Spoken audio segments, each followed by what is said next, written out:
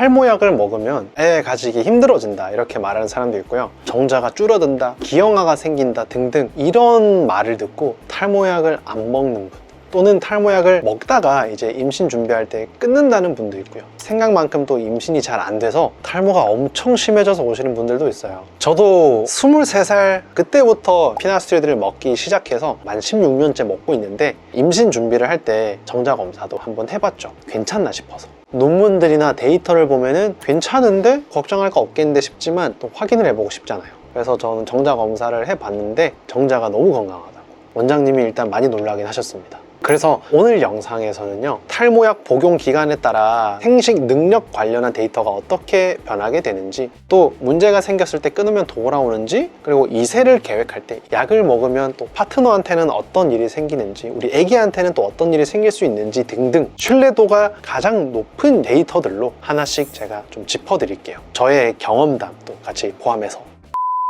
탈모약이 정자수를 감소시킨다 하는 이야기가 있습니다. 남성 호르몬의 일종인 DHT가요, 정자 생산 그리고 정액 생성에 영향을 준다는 이야기가 있어서 탈모약 먹기 전에 걱정하시는 분들이 많아요. 사실 이 고민이 요즘 부쩍 많아진 데는 이유가 있습니다. 예전에는 탈모약을 전립선 문제 때문에 최소한 만 50세 가까이 되신 분들이 주로 드셨는데, 이게 탈모약으로 용량을 낮춰서 출시되면서부터는 20대, 30대 분들이 많이 또 오랜 기간 먹잖아요. 그래서 아이를 가질 나이에 이 성분을 10년 이상 먹어도 괜찮은지 이 질문이 안 나올 수가 없는 거예요. 그래서 걱정하시는 것 자체는 아주 자연스러운 현상이지만, 여기서 제가 확실하게 말씀드릴 수 있는 게 하나 있거든요. 탈모약이 정자수를 감소시키진 않는다는 겁니다. 정자를 만드는 공장을 돌리는 주 연료는요, DHT가 아니라 남성 호르몬 자체이기 때문이에요. DHT는 조연일 뿐이고요, 두 호르몬은 엄연히 다른 겁니다. 이게 그냥 이론이 아니에요. 예를 들면 태어날 때부터 결함이 있어서 DHT를 거의 못 만드는 사람이 있거든요. 이런 분들은 테스토스테론, 이 남성 호르몬을 DHT로 바꿔주는 효소가 부족한 사람들인데, 이런 사람들은요, 전립선은 남들보다 작고 정액량도 남들보다 적을 수는 있지만 정자 생성 자체는 또 정상이거든요. 실제로 1999년에 나온 대규모 무작위 대조 시험에서도 보면 연구진은 테스토스테론이 정자 생성을 조절하는 진짜 주인공이고 DHT는 큰 역할을 안 한다고 결론 내렸어요. 쉽게 말하면 탈모약은 정자 공장의 메인 전원을 내리는 약이 아니에요. 그래서 DHT가 아니라 남성 호르몬 자체의 수치가 낮은 사람이 정자수가 적을 수 있다는 겁니다. 그러면 DHT 수치가 낮은 사람은 정액량이 적고 전립선이나 성기가 작을 수는 있다. 근데 정자수에는 영향이 미미하다, 연구로 밝혀져 있어요. 그럼 아예 아무 영향이 없느냐? 그건 또 아니에요. 꼭 알고 계셔야 하는 사항이 있습니다. 탈모약이 정자에 영향을 주냐 안 주냐, 이 논쟁은 사실 사람들이 용량을 염두에 두지 않고 이야기해서 생긴 거예요. 탈모 치료 목적의 피나스트리드 함량은 하루에 1mg이에요. 그런데 전립선에 쓰는 피나스트리드는 하루에 5mg, 무려 5배죠. 두타스트리드는 0.5mg인데 DHT 억제력이 훨씬 더 세고요. 실제로 1999년 무작위 대조 시험 연구를 보면요, 정상 남성한테 1mg 피나스트리드를 48주 동안 먹였어요. 정자 농도, 정자수, 정자의 운동성, 형태, 위약이랑 차이가 없었다. 줄어든 거는 사정량, 그러니까 정액량이 살짝 감소한 거, 그게 다였어요. 이게 무슨 말이냐면 DHT를 60% 넘게 떨어뜨렸는데도 정자는 멀쩡했다는 거예요. 아까 말한 그대로죠. 정자 공장을 돌리는 주 원료는 테스토스테론이니까. 이 연구는 심지어 48주를 먹인 뒤에 60주를 더 추가해서 추적 관찰했어요.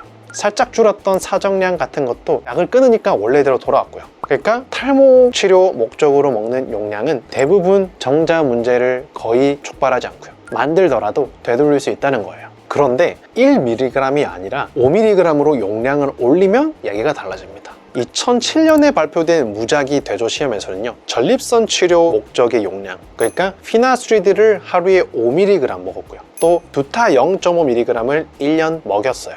6개월이 된 시점에 정자수가 눈에 띄게 줄었습니다. 피나스트리드 5mg은 3분의 1가량 줄었고요, 두타도 마찬가지로 비슷한 정도로 줄었어요. 즉 같은 약이라도, 같은 성분이라도 탈모 치료 용량이나 아니면 전립선 치료 목적의 용량이냐에 따라 정자에 영향을 미치는 그 결과가 갈릴 수 있다는 거예요. 인터넷에서 도는 이 무서운 수치들은요, 대부분 전립선 용량 데이터를 탈모 치료 용량에 그대로 갖다 붙인 거예요. 그리고 여기서도 오해하면 안 되는 게 하나 있는데요. 피나스트리드를 5mg 먹고 또는 두타스트리드를 0.5mg 먹어서 정자 수치가 감소하더라도 정상 범위 안에서의 감소였다는 거예요. 평균값이 불임 기준선 아래로 뚝 떨어진 게 아니라 넉넉하던 정자 수가 조금 줄어든 정도였다는 거죠. 그리고 약을 끊고 반년쯤 지나면 대부분 다 회복됐다. 그러니까 전립선 치료 목적의 용량 피나스트리드 5mg을 복용할 경우에도 실제로 정자는 감소할 수 있지만 약을 중단하면 그것마저도 회복이 되더라. 다만 탈모 치료 목적의 용량인 하루 1mg에서는 정자에 유의미한 영향이 없었다 정도로 이해하시면 됩니다. 자, 그런데 이런 분들은 또 탈모약을 특히 더 조심하셔야 돼요. 탈모 치료 목적의 피나스트리드 1mg이라고 해서 무조건 안전하진 않거든요. 왜냐면 실제로 저용량 1mg으로 먹다가 정자가 확 나빠진 사람들의 사례도 분명히 있거든요. 2013년에 한 난임 클리닉 연구를 한번 같이 볼게요. 병원을 찾은 남성 무려 4,400명 중에서요, 피나스트리드를 먹던 사람이 27명 있었어요. 이 27명이 탈모약을 딱 끊었더니 정자수가 평균 10배 넘게 뛰었다는 데이터가 있어요. 특히 정자가 심하게 적었던 사람들이 극적으로 많이 그 수치가 올라왔고요. 앞에서 본 2007년 연구에서도 비슷한 얘기가 있었잖아요. 피나나 두타를 먹은 사람 중에 약 20명에 1명꼴로 정자수가 원래 수치의 10분의 1으로 그 밑으로 뚝 떨어진 사람들이 있었다. 그리고 끊은 이가 또 회복이 됐다. 이게 의미하는 게 같은 약을 같은 용량으로 먹어도 유독 예민하게 반응하는 소수는 늘 항상 있다는 거예요. 대부분은 멀쩡한데 하필 원래 정자가 아슬하던 사람이나 아니면 원래 정자수가 적던 사람들한테는 그 작은 변화가 크게 다가갈 수 있다는 거죠. 그래서 저는 늘 항상 진료실에서 이렇게 안내를 드리고 있어요. 탈모약이 정자에 영향을 거의 주지 않는다. 안심하고 드셔도 된다. 다만 임신을 준비하시기 한 3달 전쯤에는 정자 검사를 한번 받아보시고 정자 수가 애매하거나 적다는 결과가 나온다면 그때는 탈모약을 중단하고 임신을 준비하셔라. 그게 임신 준비에는 더 많은 도움이 될 수 있다. 그래서 영상을 보시는 분들도 탈모약을 드시고 계시거나 탈모약을 시작하실 때 참고하시면 많은 도움이 되실 거예요. 참고로 저도 지금 탈모약을 거의 16년 가까이 먹고 있는데 3년 전쯤에 정자 검사 받았었고, 정액량은 진짜 정말 많이 줄긴 했지만 정자는 너무 정상이라서 탈모약 계속 먹으면서 임신 준비했었습니다. 그리고 건강한 아들 둘이 있고요. 탈모약이 정자의 운동성에 미치는 영향도 한번 낱낱이 파헤쳐 볼게요. 정자가 얼마나 잘 헤엄치냐, 이게 임신에 진짜 중요하잖아요. 정자가 아무리 많아도 이 친구들이 헤엄을 쳐서 난자를 만나러 가야 되는데 헤엄을 못 치면 난자를 못 만나니까 임신이 힘들잖아요. 그래서 데이터들을 또 같이 한번 볼 건데, 정자의 운동성에 대한 데이터는 결과가 연구마다 조금 엇갈리긴 해요. 그래서 하나로 뭔가 귀결되는 결론이 없습니다. 방금 봤던 이 난임 남성 연구에서는 탈모약을 복용하든 중단하든 정자의 운동성은 변하지 않았어요. 오직 그 숫자만 움직였고요. 반면에 2007년에 피나스트리드 하루에 5mg을 복용한 군에서는 피나든 두타든 정자 운동성이 조금씩 떨어지더라. 크진 않지만 복용 내내 그리고 끊고 나서도 얼마간 정자 운동성 저하가 남아있더라. 여기서 왜 이런 차이가 나는지 그림 하나로 제가 한번 설명해 드릴게요. 정자 공장을 한번 떠올려 보면요, 정자를 실제로 찍어내는 공장은 고환입니다.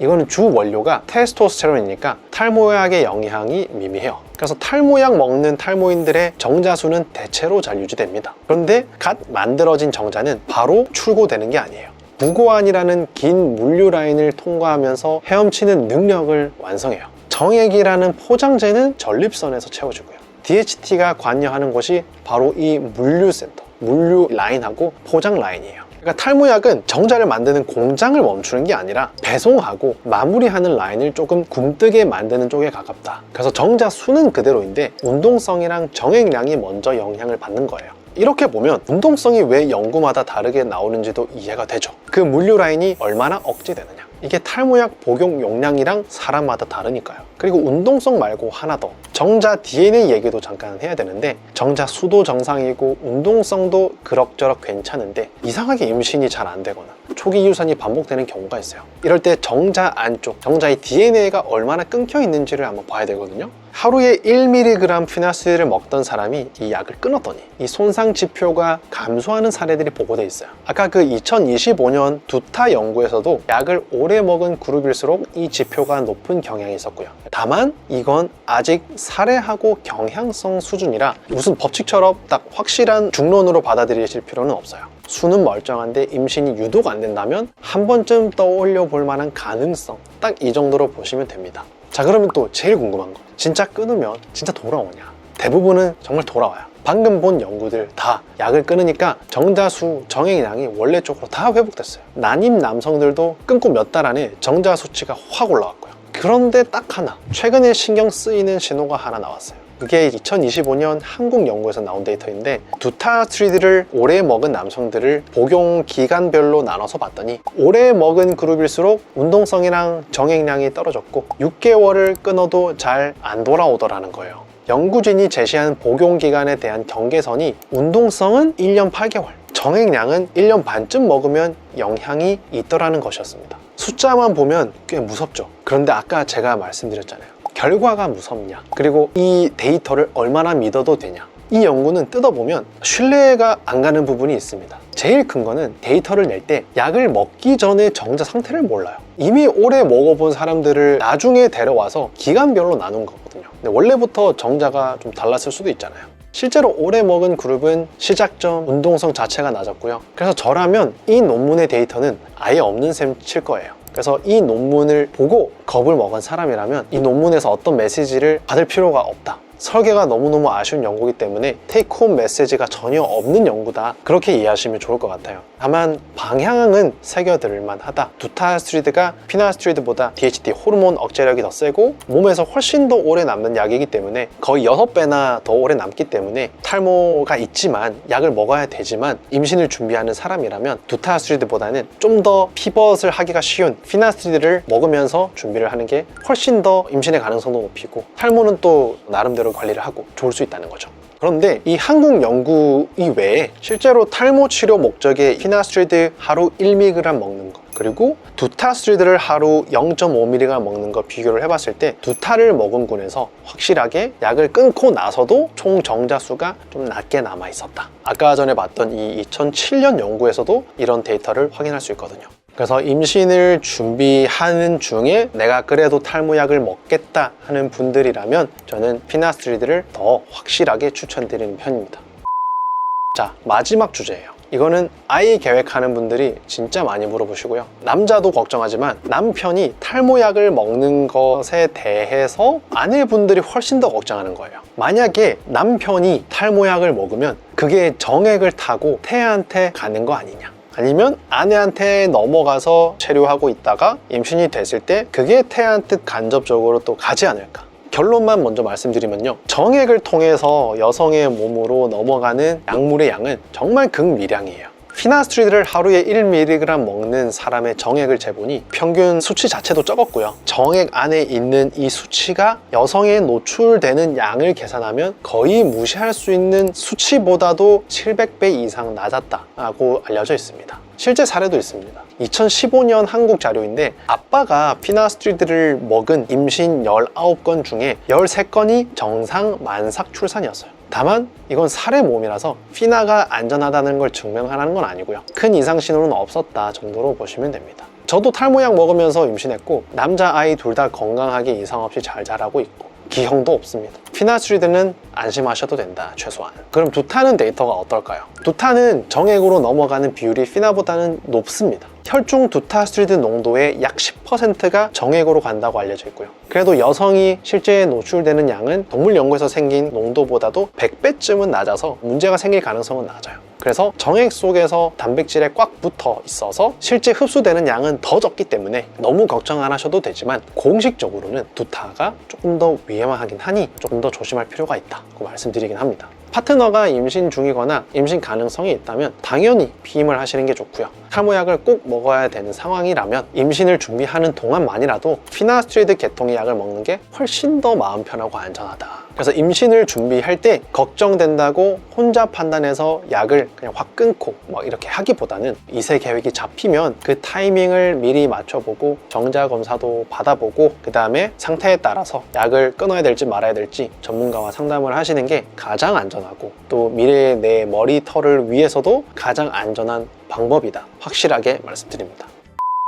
그래서 오늘 내용을 한 번에 정리하면요, 탈모약은 정자 공장을 직접 끄는 약이 아니에요. 문제가 되는 건 약이 아니라 용량이고 탈모 치료 목적의 하루 1mg 피나스트리드는 대부분 정자에 큰 영향이 없다. 다만 유독 예민한 소수도 있으니 정자 검사를 한번 해보고 결정하자. 이게 포인트고요. 그리고 정자 운동성은 사람마다도 많이 갈리고 연구 데이터마다도 많이 갈리기 때문에 정자 검사를 해보고 정상이라면 먹자. 그리고 혹시라도 문제가 있더라도 끊으면 대부분 돌아오니 뭔가 결과가 애매하거나 문제가 있다면 당연히 탈모약을 끊고 임신 준비를 하자. 그리고 파트너 몸에 전달되는 약물은 피나스트리드 1mg은 안심하셔도 되고 두타는 조금 신중하자. 이 정도 정리해서 말씀드릴게요. 그래서 오늘 영상이 탈모약 그리고 임신 준비하는 분들에게 도움이 많이 되셨으면 좋겠고요. 저는 다음 영상에서 또 좋은 영상으로 인사드릴게요. 감사합니다.